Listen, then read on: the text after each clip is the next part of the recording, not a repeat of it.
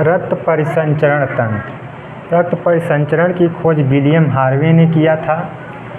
रक्त परिसंचरण होता है जीव जंतुओं में विभिन्न पदार्थों जैसे ऑक्सीजन, CO2, कार्बन डाइऑक्साइड, पोषक पदार्थ, गैस, उत्सर्जी पदार्थ आदि के परिवहन के लिए जिस तंत्र की आवश्यकता होती है उसे कहते हैं परिसंचरण तंत्र। परिसंचरण तंत्र कहा जाता है। यह 3 प्रकार का होता है।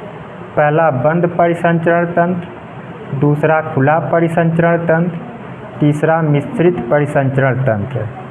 पहला चलिए देखते हैं बंद परिसंचरण तंत्र। इसमें रक्त एक नली के माध्यम से निश्चित दाब के साथ आगे बढ़ता है। यह आंतरिक कंकाल वाले जंतुओं में जीवों में या जंतुओं में पाया जाता है, जैसे मनुष्य, स्तनधारियों में, केंचुआ आदि में यह बंद परिसंचरण तंत्र पाया जाता है।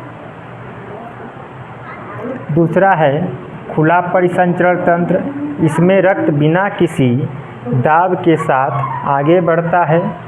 यह बाह्य कंकाल वाले जीव जंतुओं में पाया जाता है, जैसे तिलचट्टा जो आर्थ्रोपोडा में आते हैं, कीट पतंगे जो आते हैं उसमें, चींटी, बिच्छू, इसमें खुला परिसंचरण तंत्र पाया जाता है। तिलचट्टा, घोंघा आदि जो है मोलस्का में पाया जाता है, मोलस्का संघ में। तीसरा है मिश्रित परिसंचरण तंत्र। इसमें रक्त कुछ हिस्से में नली के माध्यम से जाता है तथा कुछ हिस्से में खुला बहता है, जैसे मछली, मेढक।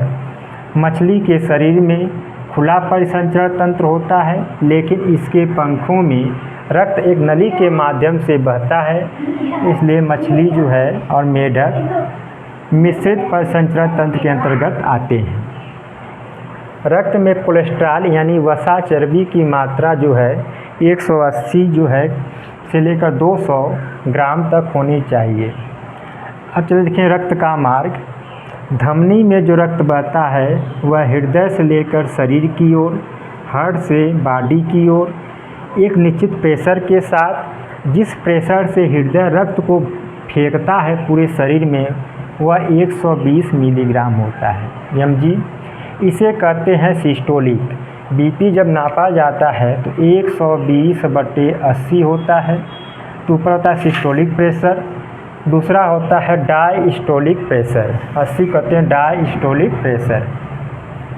यानी हार्ट जो है पूरे शरीर में 120 के स्पीड से ब्लड को फेंकता है। धमनी गहराई में होती है, इसमें वाल्व नहीं होता है। धमनी जो है लाल रंग की दिखाई देती है, इसमें धमनी में शुद्ध रक्त बहता है। फुसफुस धमनी जो है इसमें अशुद्ध रक्त बहता है।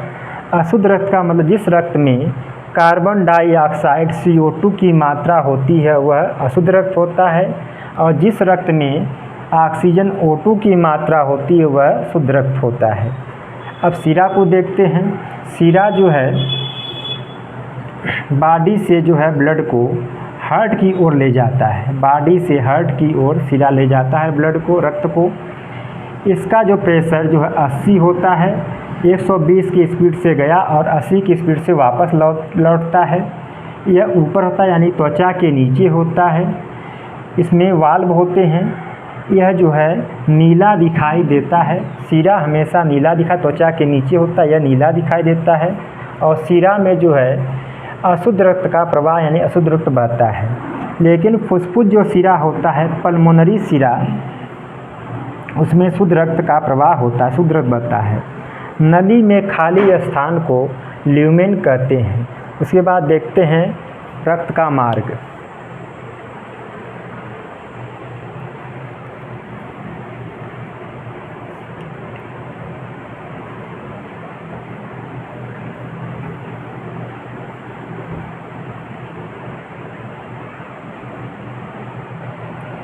देखते हैं रक्त जो चलता है हार्ट से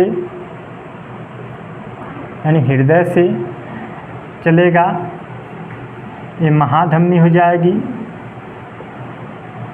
महाधमनी के बाद धमनी, धमनी के बाद छोटी धमनी, छोटी धमनी के बाद हो जाएगा केशिका, छोटी धमनी से चला जाएगा केशिका। रक्त का मार्ग, शरीर में रक्त का मार्ग केशिका चला जाएगा। फिर केशिका से वापस लौटेगा छोटी शिरा, छोटी शिरा, छोटी शिरा के बाद हो जाएगा शिरा में ब्लड जाएगा। शिरा के बाद चला जाएगा महाशिरा में, महाशिरा के बाद ब्लड चला जाएगा हार्ट से, हार्ट में जाएगा।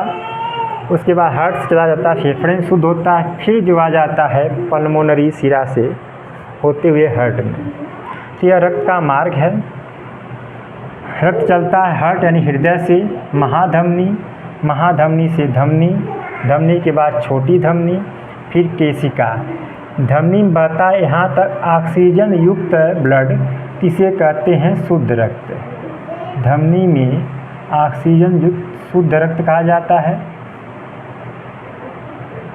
ऑक्सीजन युक्त रक्त बहते हैं, इसे कहते हैं शुद्ध रक्त। यहाँ तक चलता है छोटी रक्त शुद्ध रक्त। फिर केशिका में आता है, तो केशिका में आने पर इसमें ऑक्सीजन होता है और कार्बन डाइऑक्साइड, दोनों की मात्रा मिल जाती है। केशिका द्वारा जाता है छोटी शिरा में अशुद्ध रक्त, छोटी शिरा से चलना शुरू जाता है अशुद्ध रक्त।